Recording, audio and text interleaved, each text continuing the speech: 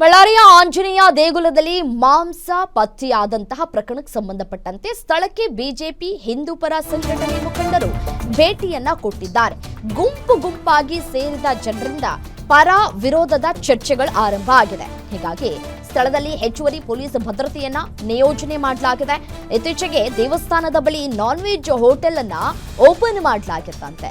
ಅಲ್ಲಿಂದಲೇ ಮಾಂಸವನ್ನ ಎಳೆದುಕೊಂಡು ಬಂದಿರೋದ್ರ ಬಗ್ಗೆ ಅನುಮಾನಗಳು ವ್ಯಕ್ತವಾಗ್ತಾ ಇದೆ. ಯಾವುದೋ ಶ್ವಾನ ಆ ಒಂದು ಮಾಂಸದ ಕವರ್ ಅನ್ನ ಎಳೆದುಕೊಂಡು ಬಂದಿದೆ ಅನ್ನುವಂತಹ ಅನುಮಾನ ಒಂದ್ ಕಡೆಯಾದ್ರೆ, ಯಾರೋ ಕಿಡಿಗೇಡಿಗಳು ಮಾಡಿರುವಂತಹ ಕೃತ್ಯ ಅಂತ ಹೇಳಿ ಬಿಜೆಪಿ ಜಿಲ್ಲಾಧ್ಯಕ್ಷ ಅನಿಲ್ ನಾಯ್ಡು ಹೇಳ್ತಾ ಇದ್ದಾರೆ. ಸ್ಥಳಕ್ಕೆ ಬಳ್ಳಾರಿ ವಲಯ ಐಜಿ ಹರ್ಷ ಭೇಟಿ ಕೊಟ್ಟು ಪರಿಶೀಲನೆ ನಡೆಸಿದ್ದಾರೆ.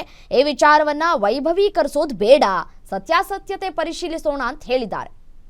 ಟೆಂಪಲ್ ಇದೆ ಬಳ್ಳಾರಿ ನಗರದ ಕೌಲ್ ಬಜಾರ್ ಪೊಲೀಸ್ ಠಾಣೆಯ ನಾಗಲಕೇರಿ ಆಂಜನೇಯ ಟೆಂಪಲ್ ಇದೆ.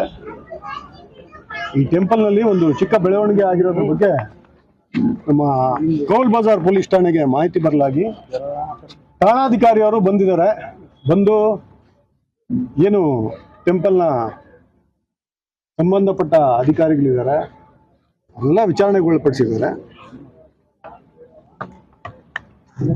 ಇದು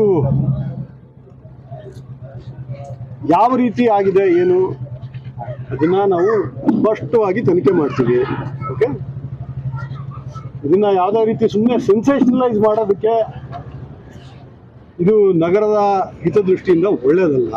ಓಕೆ, ಚಿಕ್ಕ ವಿಚಾರ ಇದು, ವಿಚಾರ ಚಿಕ್ಕ